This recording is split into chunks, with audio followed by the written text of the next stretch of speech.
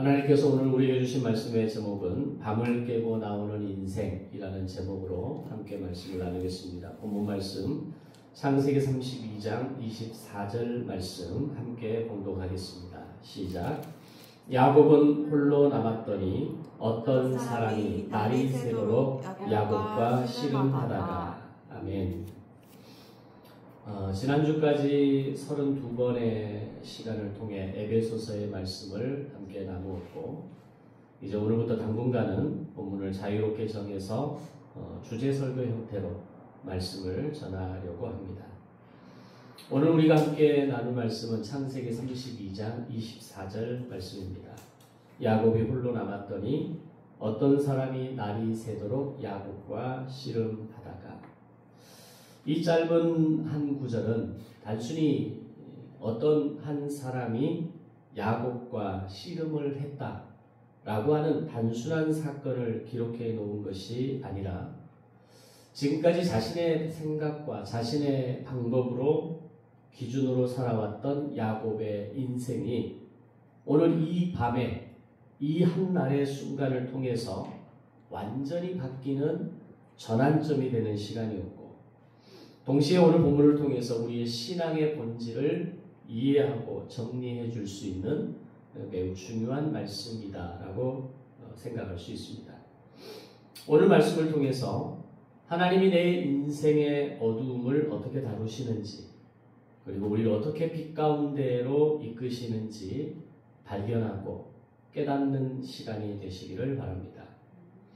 아마 예배 전에 미리 본문을 찾아보신 분들은 본문을 읽자마자 아주 매우 익숙한 야곱이라는 이름을 발견하셨을 것이고, 또 신앙생활을 조금 오래 하신 분들 중에는 야곱과 하나님의 씨름이라는 이 사건을 주제로 많은 설교를 들어보셨을 겁니다. 그리고 이 씨름 사건을 통해 많이 들어보셨을 것 같은 야곱에 대한 메시지는, 야곱이 끝까지 하나님께 축복받는 것을 포기하지 않고 씨름했더니 결국 하나님께서 야곱을 축복해 주셨습니다.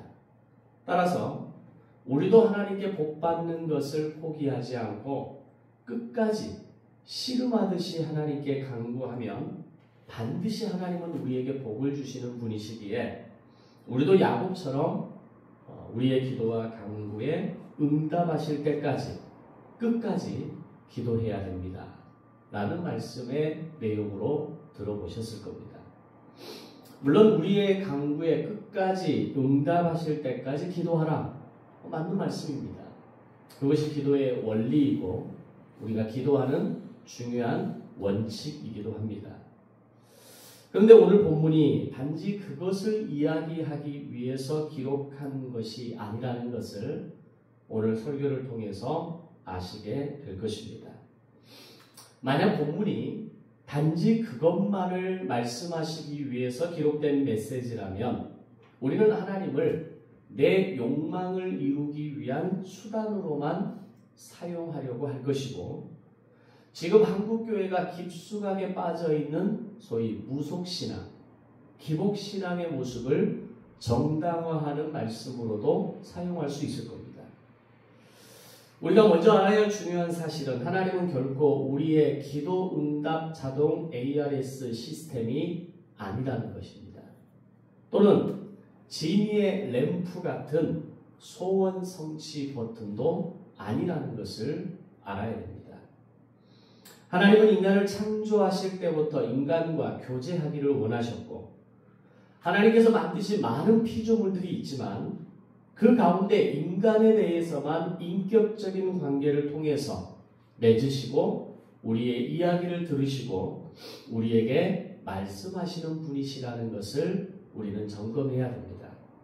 그런데 아담과 하와가 범죄하기 시작한 때부터 하나님을 인간의 도구와 목적과 수단으로 전락시켜버립니다. 오늘 내가 뭔가 간구하는 일이 있을 때, 내가 내 삶에 뭔가 간절히 이루어지기를 원하는 있을 때에는 하나님을 찾고 부르짖지만, 내 삶에 아무런 문제가 없을 때, 그저 평범한 인생을 살아갈 때에는 하나님과 교제하려 하지 않는다라는 겁니다. 이것이 바로 기도응답 자동 ARS 시스템 내지는 지니의 램프로만 하나님을 생각하는 오늘 우리의 신앙의 모습을 증명하는 것이기도 합니다. 하나님은 분명 우리의 소원과 기대를 이루어 주시기 위해 존재하는 분이시기에 오늘 당신은 우리의 기도를 반드시 들어주셔야 하는 분이 되셨고 우리가 얼마나 정성과 공을 들이느냐에 따라서 정비례로 반응하셔야 되고 그 때와 방법은 하나님의 손과 계획에 있는 것이 아니라 내가 핸들링할 수 있어야 된다라고 정리하고 있다라는 겁니다. 마치 그런 관점에서 오늘 본문이 해석되는 경우가 많았다는 겁니다.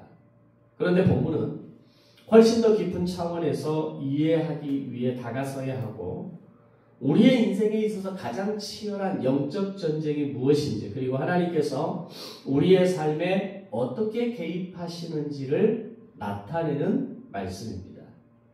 이제 야곱에 대해서 먼저 정리해 보겠습니다. 야곱은 성경에서 참 독특한 인물입니다. 심리학 관점에서 보면 그는 성품이 온전하지 않았던 사람이다 라고 말할 수 있습니다.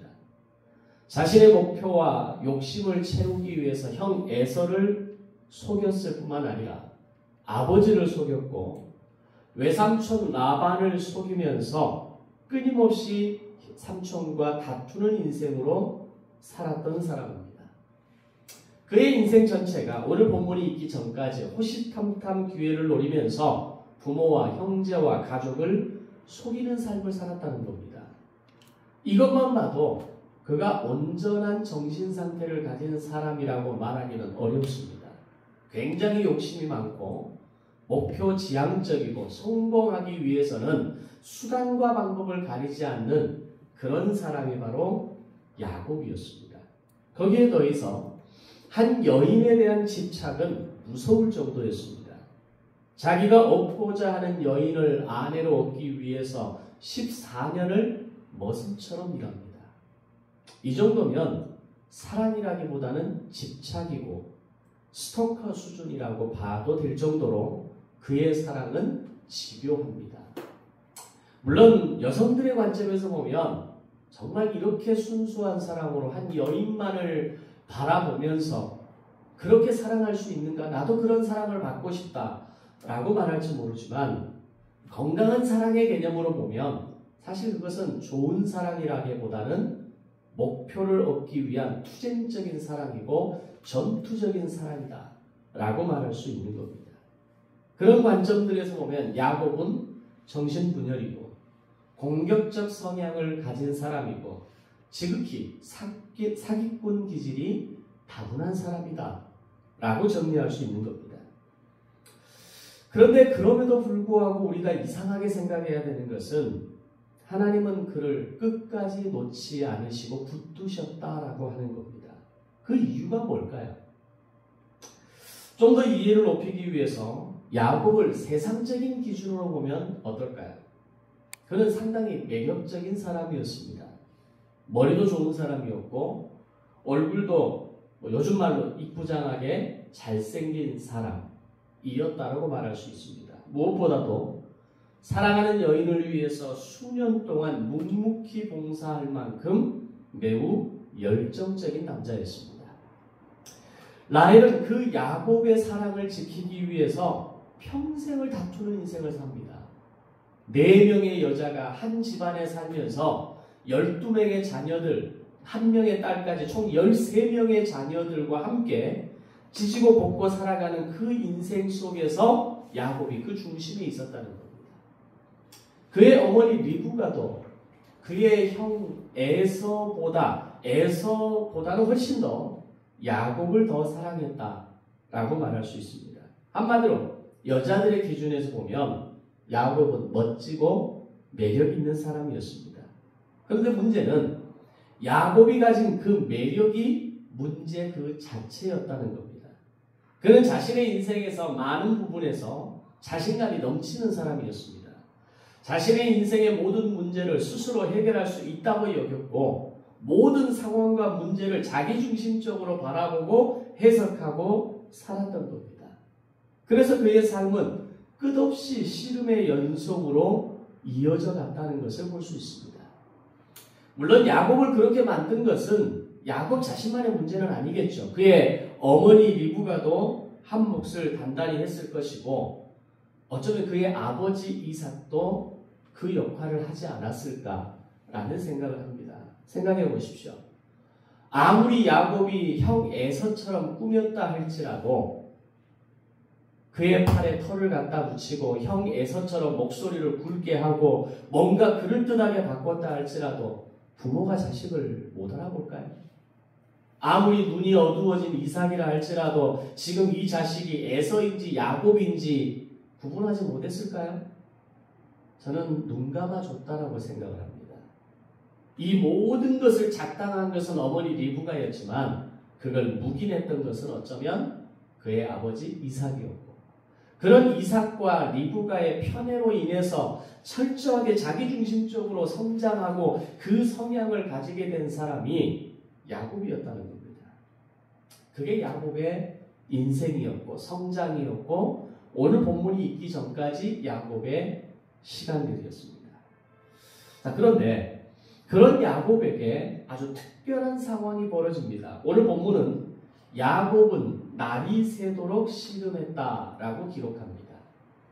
왜 성경은 본문을 표현하면서 밤새도록 씨름했다라고 이야기하지 않고 날이 새도록 씨름했다라는 표현을 했을까요? 우리가 성경을 읽어가면서 중요하게 가져야 되는 관점 중에 하나가 뭐냐면 성경은 모두 의도성을 가지고 기록되어졌다는 것을 알아야 됩니다. 우리가 드라마를 볼 때도 의도성을 가지고 PD와 연출자들이 그 내용과 본문과 스토리 그리고 배우들의 대사를 어떻게 쳐나가고 있는가를 우리는 보게 됩니다. 그걸 보면서 드라마를 볼 때 우리가 재미라는 걸 느끼게 되는 거죠. 우리 인생보다 드라마가 재밌는 게 마치 그런 겁니다. 의도성을 가지고 진행되는 스토리가 있기 때문에 우리 인생은 아무리 의도성을 가지고 있다 할지라도 의도대로 되지 않는 것 아닙니까? 내가 생각한 대로 되는 게 뭐가 있습니까? 내가 의도한 대로 내 인생이 만들어지는 게 과연 몇 프로나 되겠습니까? 근데 드라마는 가능합니다. 그런데 성경이 바로 그 의도성을 가지고 본문이 기록되어져 가고 있다는 겁니다. 자, 그렇다면 오늘 창세기를 기록할 때 이 야곱의 씨름에 대해서 밤이 새도록 이라는 표현이 아니라 날이 새도록 씨름했다라고 하는 것도 어떤 의도성을 가지고 있다라는 것을 우리는 알아야 됩니다. 이것은 단순한 시간의 흐름, 크로노스의 개념이 아니라 하나님의 때를 말하는 카이로스의 개념에서 밤이 새도록이 아닌 날이 새도록이라는 단어, 문장을 사용하고 있다는 겁니다. 다시 말하면 씨름이 끝나야 날이 밝아오는 겁니다. 씨름이 끝나지 않으면 날이 밝아오지 않는다는 겁니다. 그래서 지금까지 야곱이 수십 년을 살았지만 그는 밝은 인생을 살았던 것처럼 보이지만 사실은 어두운 인생을 살았던 겁니다. 밤 같은 인생을 살았던 겁니다. 그런데 오늘 이 야복강에서의 하나님과 씨름하는 이 장면과 사건을 통해서 마침내 그의 인생의 어둠이 끝나고 날이 밝아오는 것을 경험하게 되는 겁니다. 인생의 씨름이 끝나지 않는 사람은 낮을 살아가는 것 같지만 사실은 여전히 어두운 밤과 같은 인생을 살아가는 것 있다라는 것을 우리는 알아야 됩니다. 여러분은 낮을 살아가고 있는 사람입니까? 아니면 여전히 어두운 밤을 살아가고 있는 사람들입니까? 우리 인생을 돌아보면 나의 인생의 밤은 언제 끝난가요? 내가 원하는 집을 얻으면 인생의 밤이 끝납니까? 내가 원하는 좋은 남자를 만나서 결혼하게 되면 나의 인생의 밤은 끝나는 겁니까? 내가 원하는 직장을 가지면 인생의 밤은 끝나는 겁니까? 내가 그동안 육체적으로 힘들어했던 건강이 회복되면 내 인생의 밤이 끝나는 겁니까? 아니라는 겁니다. 그럼 인생의 밤은 언제 끝나는 걸까요? 바로 내 뜻과 하나님의 뜻이 충돌할 때 밤은 지속되는 것이고 내가 마지막 순간 하나님께 항복할 때 밤이 끝나고 새벽이 밝아오는 겁니다. 그걸 오늘 본문에서는 날이 새도록 씨름했다라고 표현하고 있는 겁니다. 지난 긴 시간의 인생 동안 야곱은 어두운 밤을 보내고 있었기에 그는 여전히 매일매일 싸우는 인생을 살아야만 했습니다. 그리고 하나님이 그를 찾아오는 순간 야곱은 아마 이런 생각을 했을 겁니다. 내가 기필코 이 밤에 하나님을 싸워 이겨야 되겠다. 내가 나를 찾아온 저 사람과 싸워 이겨야 되겠다는 생각을 했을 겁니다. 그래서 그는 밤새도록 그 사람과 하나님과 씨름했을 겁니다. 나의 뜻에 하나님의 뜻이 맞춰 주실 것을 요구했을 것이고 내 뜻과 하나님의 뜻이 충돌할 때 야곱은 결코 받아들이지 않았을 겁니다. 그래서 온 밤이 지나가는 겁니다. 그랬더니 어둠이 끝나지 않고 밤이 지속되었습니다. 그게 야곱의 인생입니다.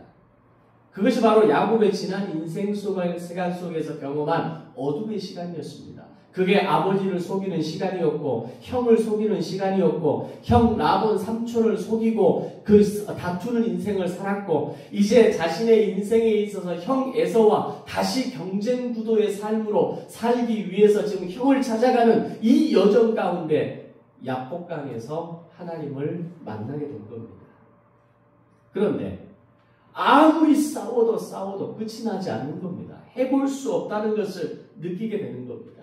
내가 더 이상 할 수 없다는 것을 깨달았을 때에 야곱이 비로소 그의 입에서 터져나오는 이야기가 하나님의 축복을 언급합니다. 하나님의 축복을 언급했다는 것은 밤새도록 그가 하나님의 복을 받기 위해서 씨름했다는 말이 아니라 지금까지 나는 하나님의 복과는 아무런 상관없이 살아왔는데 바로 이 순간 야곱의 고백이 하나님이 나와 함께 하시지 않으면 하나님이 내 인생을 주관하시지 않으면 하나님이 내 인생을 책임지지 않으면 안 된다라는 것을 비로소 깨닫게 된 겁니다. 그러면서 그가 고백하게 되는 것은 나를 축복해 주시지 않으면 내가 결코 보낼 수 없습니다. 라는 고백을 하게 되는 겁니다. 이 고백을 하게 되었을 때 어둠이 물러가고 날이 밝아오고 야곱의 인생이 깨어나게 되었다라고 하는 겁니다. 성경 속에서 밤은 단순한 어둠이 아닙니다. 하나님의 뜻을 받아들이지 못하는 시간이 밤입니다. 내 욕망, 내 욕심에 사로잡혀 몸부림치는 상태가 곧 어둠입니다. 오늘날 세상 사람들이 어둠 속에서 살아가는 것은 물론이고 하나님에 대한 믿음을 가진 그리스도인들조차 밤의 시간, 어둠의 시간 속에서 몸부림치며 살아가는 인생이 얼마나 많은지 모릅니다. 나는 자유할까요? 오늘 여러분은 자유하십니까? 정말 하나님을 내가 믿고 신뢰한다고 하지만 내 삶의 어둠이 곳곳에 존재합니다. 하나님이 없는 것처럼 이것만큼은 내 마음대로 하게 해주세요. 이것만큼은 내 계획대로 하게 해주세요. 이것만큼은 내 소원대로 되게 해주세요. 이게 어둠입니다. 그 어둠의 공간이 많으면 많을수록 우리는 치열한 인생을 살아가는 겁니다. 밤의 시간, 어둠의 시간 속에서 몸부림치면서 살아가게 되는 겁니다. 많은 사람들이 이런 착각을 하면서 신앙생활을 합니다. 신앙의 성숙이라는 것이 인격적으로 성숙하는 것이고 선한 행동의 삶을 하고 살아가는 것이 신앙생활 잘하는 것이고 신앙생활이 성숙한 사람에게 나타나는 모습이라고 이야기합니다. 그런데 그것은 좋은 신앙의 모습으로 인해 나타나는 결과이지 그 자체가 본질이 될 수 없다는 것을 우리는 알아야 됩니다. 신앙의 성숙과 본질은 내가 좀 더 착해지고 내가 좀 더 선해지는 것이 아닙니다. 진정한 신앙의 성숙은 내 자아가 깨지는 것이고 그 틈으로 빛 대신 예수 그리스도가 스며 들어오는 겁니다. 그 깨진 틈을 통해서 빛이 들어올 때 내 인생의 반대 방향, 즉 세상으로 빛이 쏟아져 나가는 겁니다. 우리가 빛으로 살아야 된다는 말을 많이 하죠. 우리가 빛된 삶을 살아야 된다라고 이야기를 합니다. 나는 세상의 빛과 소금의 역할을 해야 된다라고 우리는 그리스도의 사명을 이야기합니다. 근데 우리가 어떻게 빛이 될 수 있습니까? 우리는 스스로 빛을 내는 발광체 존재가 아닙니다. 우리가 하늘의 달을 보면 달이 빛을 낸다라고 이야기하죠. 그러나 달은 발광체가 아니라는 우리가 잘 알지 않습니까? 달빛이 있는 이유가 뭡니까? 태양이 달을 비추고 있기 때문에 그 달빛이 우리를 향해 보여지는 겁니다. 다시 말하면 오늘 우리가 깨어질 때 그 깨어진 틈으로 하나님의 빛이 들어올 때 오늘 내 인생이 빛으로 가득 차게 되는 겁니다. 그 빛이 나야 내 깨어진 틈을 통해서 들어오게 될 때 그 반대편에 있는 세상을 향해서 세상의 빛을 오늘 빛된 삶으로 살아가는 존재가 되는 겁니다. 다시 말하면 내가 깨어질 때 하나님의 빛이 들어오는 것이고 내가 깨어질 때 하나님의 빛이 나를 통해 세상으로 비춰지는 역할이 되어질 수 있는 겁니다. 많은 종교와 기독교 신앙의 다른 특징이 뭐라고 생각하십니까? 많은 다른 종교들이 있습니다. 사이비 개들은 냅두고 불교와 힌두교와 이슬람교 그런 대표적인 어떤 세계 4대 종교를 이야기할 때 그런 종교들과 기독교 신앙의 다른 특징이 뭐라고 생각하느냐라는 겁니다. 종교의 특징은 내가 뭔가를 보여주는 데 있습니다. 내가 도달한 도와 깨달음으로 인해서 세상에 나의 지혜와 깨달음을 선포하는 겁니다. 삶으로 보여주는 겁니다. 행동으로 그것을 살아내는 겁니다. 그런데 기독교는 내가 아니라 그리스도를 선포하는 겁니다. 이게 다른 종교와 기독교가 분명하게 다른 차이라는 걸 여러분 아셔야 됩니다. 종교는 내가 더 인격적인 사람이 되고 수양을 쌓는 것이 목적이라면 신앙은 내가 괜찮은 사람이 되는 것이 목적이 아니라 예수님께서 내 안에 점점 더 주인 되시는 과정이 진정한 기독교 신앙으로 거듭나는 겁니다. 그래서 출애굽기 12장 이후 13장부터 40장까지의 가장 중요한 핵심 메시지가 뭡니까? 하나님이 내 인생의 주인 되는 겁니다. 주인으로 모셔드리는 겁니다. 하나님의 주도권을 인정하는 겁니다. 내 삶의 물질, 내 삶의 시간, 나의 건강, 내 자녀, 내 삶의 모든 것들의 주인이 하나님이시라는 것을 철저하게 고백하는 것이 출애굽기 12장 이후에 일어나는 변화입니다. 이걸 깨닫지 못하면 그저 십자가로, 그저 보혈로, 그저 은혜로만 신앙을 다 해석하려고 한다면 오늘 한국 기독교의 이 심각한 문제의 원인이 바로 내가 될 수 있다는 것을 알아야 됩니다.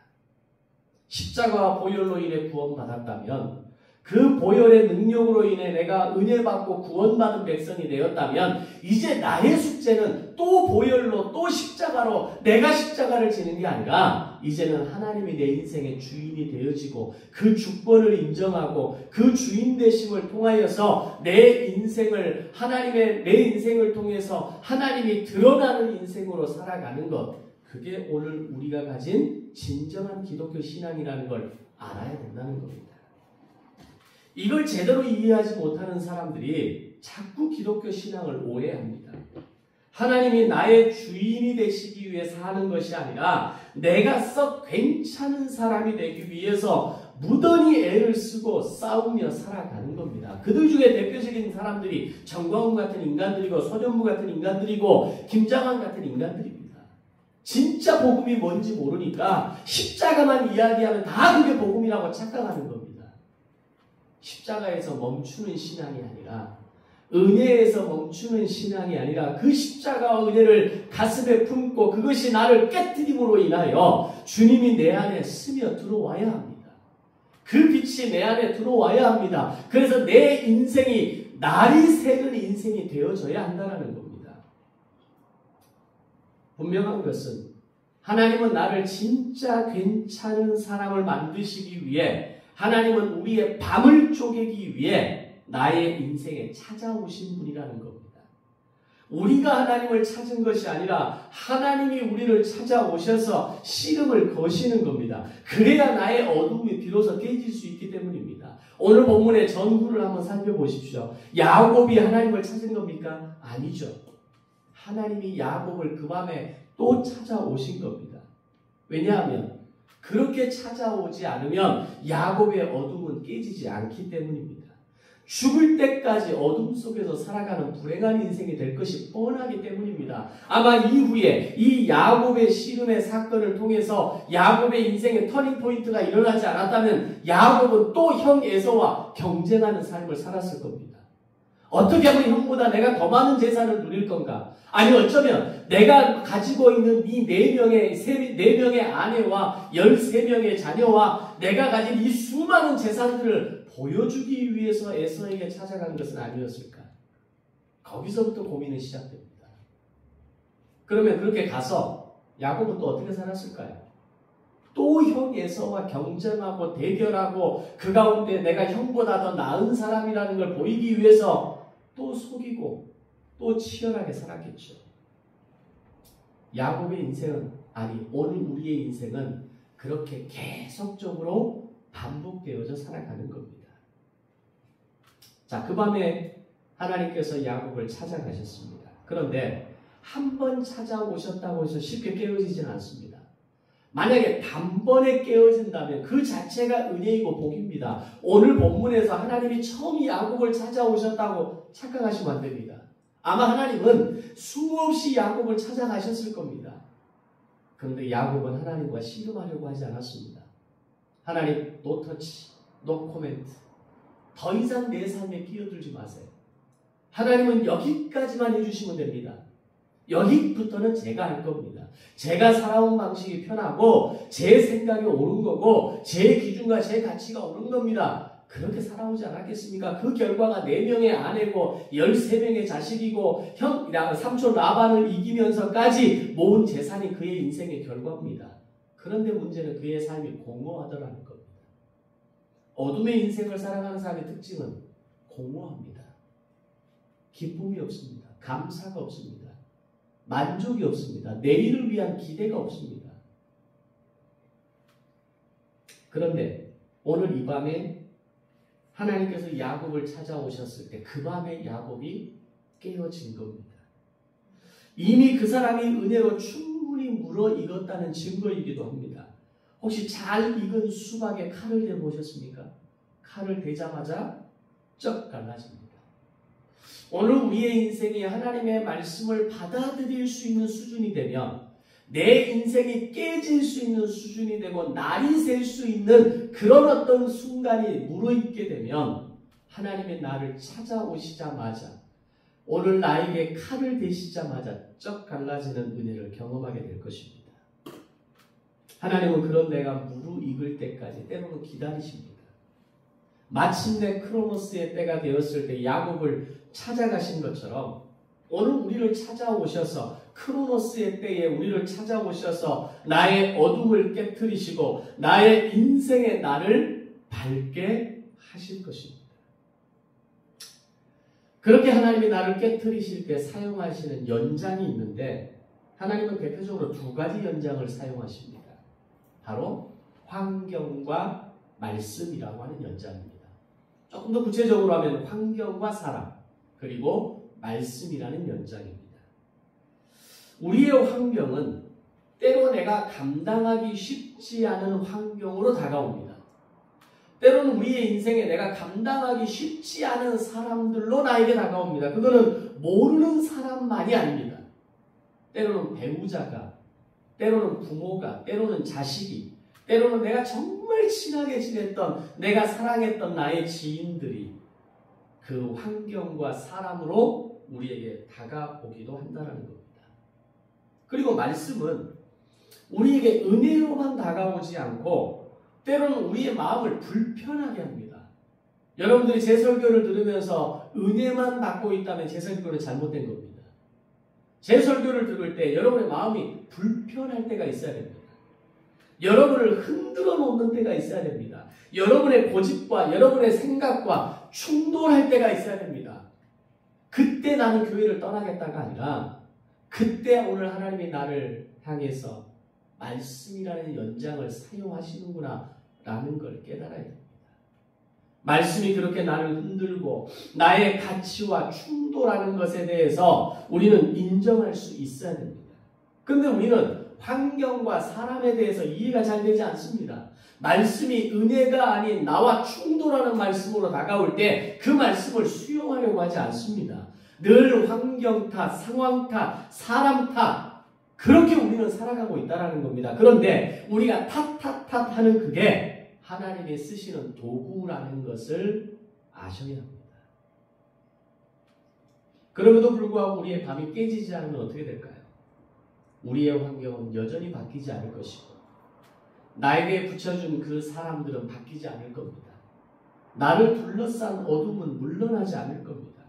그럼 언제 환경이 바뀌고 언제 사람들이 바뀌고 언제 어둠이 물러나는 걸까요? 나의 밤이 깨져야 합니다. 나의 고집이 깨져야 하고 나의 주관이 깨져야 하고 나의 주권, 나의 주인됨이 깨져야 하고 이제는 내 인생의 주인이 내가 아니라 하나님이시라는 것을 깨달을 수 있는 날이 새는 느낌, 그 깨짐이 우리 안에 있어야 한다는 겁니다. 나의 생각과 가치관과 방법이 팔팔하게 살아서 내 맘대로 사는 것이 아니라 하나님이 나의 주인이 되고 하나님의 뜻에 나의 뜻을 맞출 수 있도록 오늘 저와 여러분의 밤이 깨어지고 날이 밝아지는 놀라운 경험을 하게 되는 인생이 되시기를 주님의 이름으로 축원합니다. 환경과 사람은 그렇게 태도를 바꾸면 되는데 정말 쉽지 않은 게 의외로 말씀입니다. 하나님의 말씀이면 다 인정할 수가 있을 것 같고 다 순종할 수 있을 것 같은데 실제 우리 삶을 보면 그러지 않습니다. 늘 말씀과 충돌합니다. 그래서 나타나는 현상은 설교를 듣고 나면 불편합니다. 찔립니다. 목사님이 또 나를 향해서 저런 얘기를 하고 있구나. 목회자가 저렇게 말씀으로 나를 공격하면 안 되지. 성도를 공격하는 건 잘못된 거지. 라고 생각합니다. 설교는 찔려야 합니다. 설교는 나의 자아와 충돌해야 합니다. 설교를 통해서 바른 길이 무엇인지, 바른 생각이 무엇인지, 하나님의 뜻이 무엇인지 말씀을 우리에게 가르쳐 줄 수 있어야 합니다. 충돌하는 말씀 거절해버리고 내 마음과 생각과 반대되는 것들에 대해서 외면해버리면 여러분의 인생은 바뀌지 않는 겁니다. 그런데 어느 날 충돌되는 말씀이 다가왔는데 찔림이 있다? 나를 치는 말씀인 것 같은데 그게 나에게 도전이 된다? 그러면 그게 깨어짐의 현상입니다. 말씀이 나의 뼈를 때리고 나를 아프게 하는 것이 당연하다 생각할 수 있는 그때가 바로 여러분의 인생에 날이 새는 시간이 되는 겁니다. 그것을 이해하고 받아들일 수 있을 때 말씀의 충돌을 통해 내 자아가 깨어지고 그 틈으로 하나님의 빛이 들어오기 시작하는 때입니다. 오늘 야곱에게 바로 그런 일이 일어나기 시작한 것입니다. 말라기 1장 2절 3절을 보면 야곱과 에서에 대해서 이렇게 기록합니다. 야곱은 사랑하고 에서는 미워하였다. 앞뒤 전제가 없습니다. 그냥 야곱은 사랑하였고 에서는 미워하였다. 그러면 하나님은 편애하시는 하나님이십니까? 아무 이유 없이 에서는 미워하셨고 야곱은 사랑하신 겁니까? 하나님께서 야곱과 에서를 어떻게 바라보셨는가를 매우 명확하게 설명하는 말씀인데 설명이 없다는 겁니다. 단정합니다. 이 말은 에서는 부유했고 자유로운 사람이었습니다. 에서와 야곱이 살아가던 그 시대는 구석기 시대, 신석기 시대 그 어느 중이었다라고 볼 수 있습니다.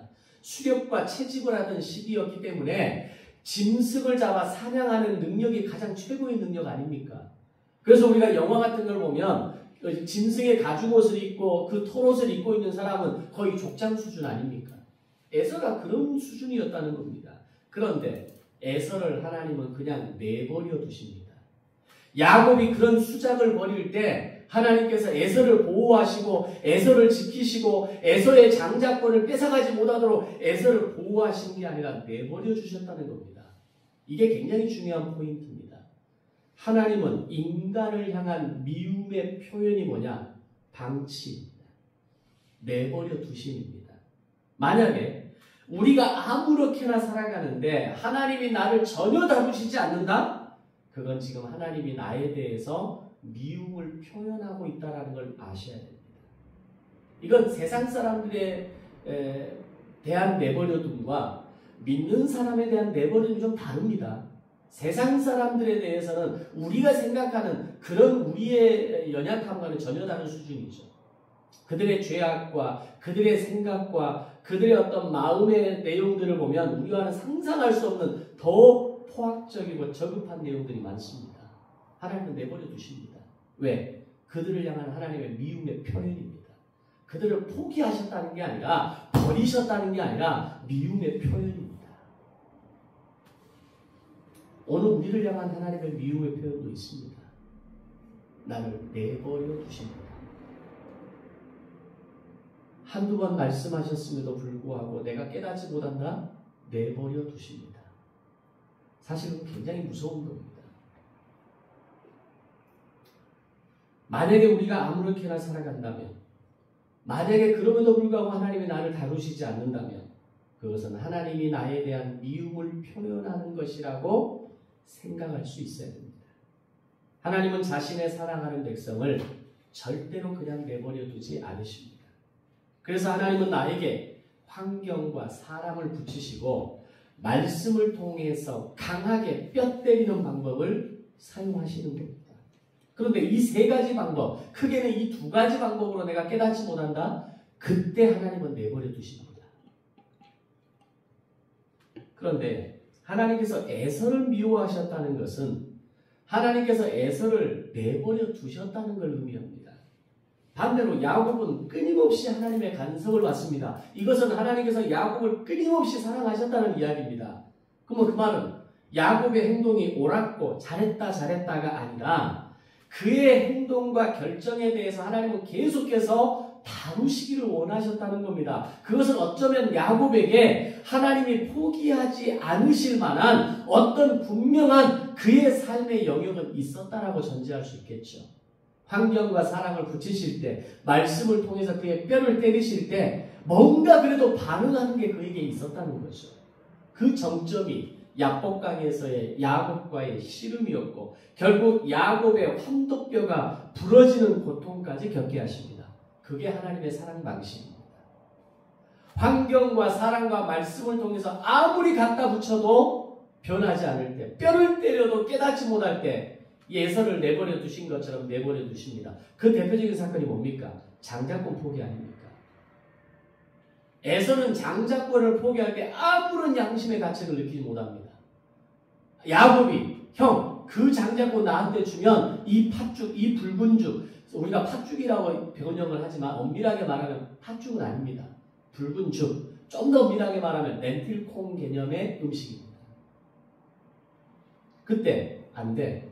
이건 하나님이 나에게 주신 나의 절대적이고 고유한 권한이고 축복이야 라고 말을 했어야 된다는 거죠. 그런데 에서는 일말의 망설임도 없이 자신의 장자권을 야곱에게 내어줍니다. 그 순간 하나님은 에서를 내버려 두신 겁니다.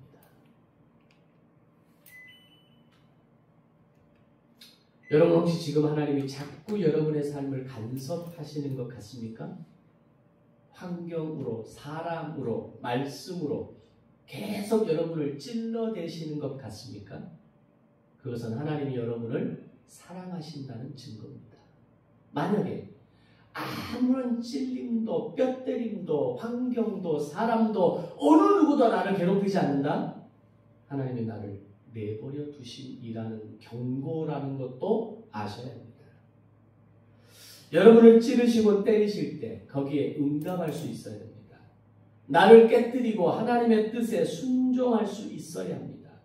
하나님께서 야곱의 환도뼈를 치심으로 인해서 야곱은 이후에 평생을 쩔뚝거리며 살아가는 장애인으로 살아가게 됩니다. 그리고 그가 향한 곳은 가나안 땅이었습니다. 그의 인생이 다 무너진 것처럼 보이고 그의 몸도 결코 온전하지 않은 것처럼 보이는 바로 그때 하나님은 야곱에게 이스라엘이라는 이름을 주시죠. 그를 하나님의 사람이라는 이름으로 불러주십니다. 그리고 그가 찾은 곳이 할아버지에게 주셨던 약속의 땅 가나안이었다는 겁니다. 지금까지 그의 목적지는 어디입니까? 형 에서가 있는 곳이었습니다. 형 에서와 또 다른 경쟁 구도를 겪기 위해서 또 다른 어떤 내가 이기냐, 내가 잘났냐, 네가 잘났냐를 뭔가를 증명하기 위해서 그는 형 에서를 찾아갔다고 저는 생각합니다. 표면적으로는 형 에서와 화해하기 위해서 찾아갔다고 하지만 그 밑바닥에는 어쩔 수 없는 야곱의 욕망과 욕심과 탐욕이 자리한 인생입니다.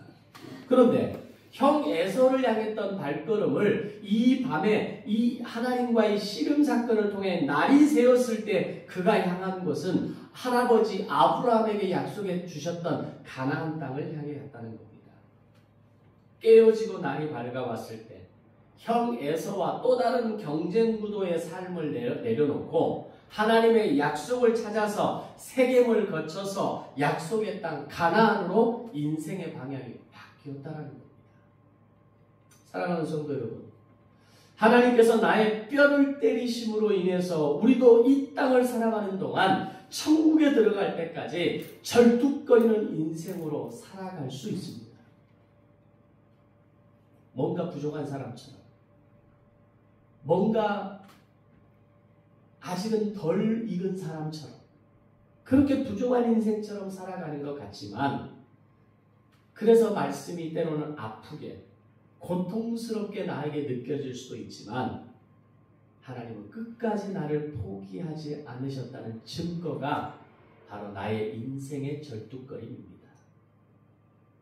그것은 나의 약함일 수도 있고 그것은 나의 부족함일 수도 있고 여전히 해결되지 않는 인생의 숙제일 수도 있고 사람마다 다 다르겠죠. 그러나 그 절뚝거림이 하나님이 나를 사랑하시는 방법이었구나. 우리는 천국에 들어가는 그날까지 그 절뚝거림을 가슴에 안고 그것이 하나님이 나를 사랑하시는 방법이라는 것을 알고 살아가는 겁니다. 우리의 목표는 부자 되는 것도 장수하는 것도 아닙니다. 우리의 목표는 하나님의 형상을 담는 겁니다. 이것이 가능하도록 하기 위해서 하나님은 우리의 밤을 끊임없이 깨트리십니다. 내 안에 하나님의 형상을 닮은 모습이 없다.